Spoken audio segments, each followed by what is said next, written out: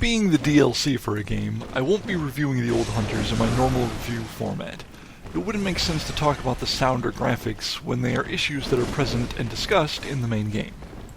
If you're simply looking for the answer to the question of whether or not you should purchase the old hunters for $20, or whatever it costs in your home country, then the answer is yes. If you are any kind of Souls fan, or at least a fan of Bloodborne, then this DLC is for you.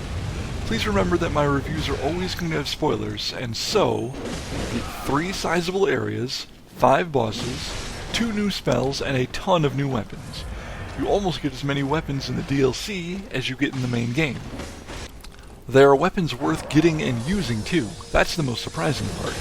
I can hearken to both Dark Games DLCs and remember that all 4 of them primarily contain weapons that weren't worth even upgrading.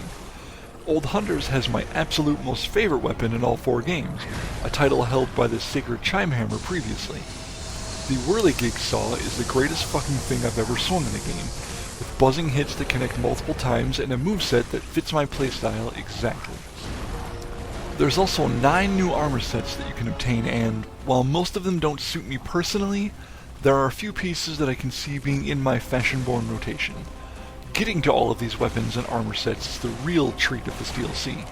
2/3 of it is a joy to play through. Unfortunately, the DLC is bogged down by a middle area of repeating staircases and hallways that are far more frustrating and tedious than explorative and fun. I had the intention of playing through the old hunters with every one of my characters, but I'm struggling to bring myself to take it on a 3rd time due to the second area, the research hall. It's as if they took the concept of the Duke's archives and expanded upon it without any thought as to why the archives worked in the first place.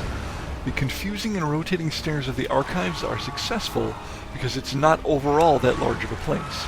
You can see half of it from any point, and a simple 5-second jog will let you see the other half. It's contained in a small area that plays off as big, which grants enjoyable exploration. The research hall is a lot of hallways and stairs that lead away from one another, barely making sense. Everything looks the same, and so it's difficult to the point of becoming disgruntled when trying to keep track of it all. The good news is that I basically gave up trying and just slogged through it, and I still came out with nearly everything you could collect in the area. Perhaps that's in the design on purpose, but I felt as if FromSoft wanted me to understand and puzzle the area into making sense. That brings us to the meat of this DLC review, that of the bosses. They are some of my favorite in all of Soulsborne. Ludwig has 2 forms which are both difficult and a pleasure to learn, and coupling his forms with different soundtracks is a move otherwise unseen by FromSoft. I hope it's a trend that continues. We have plenty of tracks that evolve as you whittle the bosses down in the vanilla game, but adding a whole new track was delightful. It spoke to the change that Ludwig had gone through during the fight. The Living Failures were the second hardest boss for me, but they were a great example of a boss with adds. Slow, predictable, and with limited moves, but many in number, and therefore they will keep you constantly on the go, especially as they spam their AoE. This AoE was an improved version of Rom's meteor nonsense, by the way, so they apparently realized that they made the spider's attack silly. Maria and the Orphan are 2 highly unique and powerful NPC-type bosses, with more than 1 form each. At times they can feel a little too difficult, but I frankly never thought them unfair. The Orphan can get silly with some of his attacks because of how you can't track them as a player, but like I already hinted at, I somehow find the Living Failures to be more difficult. It was Lawrence that really threw me for a loop. I had previously thought the Headless Bloodletting Beast to be the king of bosses, but that title has been taken away. Until now, with no exceptions, I have made sure to be able to kill every boss in all 4 games by myself.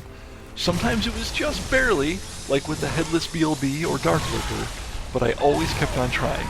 With Lawrence, however, I only tried a few times and flat out gave up.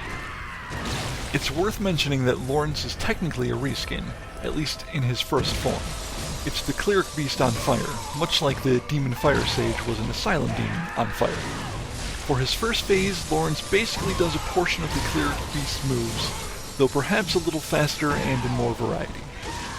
I don't care about reskins all that much. I'm not one of those whiners. I just prefer to be honest and upfront about them. I'm fine with the Asylum Demons, the Smelters, and the Cleric Beasts. Besides, once Lawrence is at 50% HP, he's in the most difficult boss form in all of Soulsborne. There are new musical tracks for each boss, and not one of them feels cheap or tacked on. There are 5 bosses, but as I mentioned, there are 2 tracks for Ludwig, and I love that Lawrence's track is a different version of the Vicar theme, the song that plays for the Cleric Beast and Amelia. It speaks to the lore connection between them, or at least surrounding Lawrence, and I love that. I did complete the entire DLC for one character in a weekend, probably 8 hours of playtime, and that includes collecting everything it has to offer save for one helmet. That does mean that I looked up a few things, but otherwise I wouldn't have known they existed in the first place. Doesn't matter, because I don't consider 8 hours to be a negative. It's plenty of time considering you can play multiple characters, and that it will become harder in New Game Plus cycles. I played on New Game Plus myself, and can't imagine how insane Lawrence will be on New Game Plus Plus. It's pretty much unnecessary to summarize such a short review for some DLC, but I will end on this note. It's fair to say that The Old Hunters is the best DLC work that FromSoft has done yet. Hell, it's probably my favorite DLC for any game. You get quite a bit for your money, and will be challenged more than anywhere else in Bloodborne. Like I said earlier, if you already enjoy Bloodborne, then there's simply no reason to avoid picking up The Old Hunters.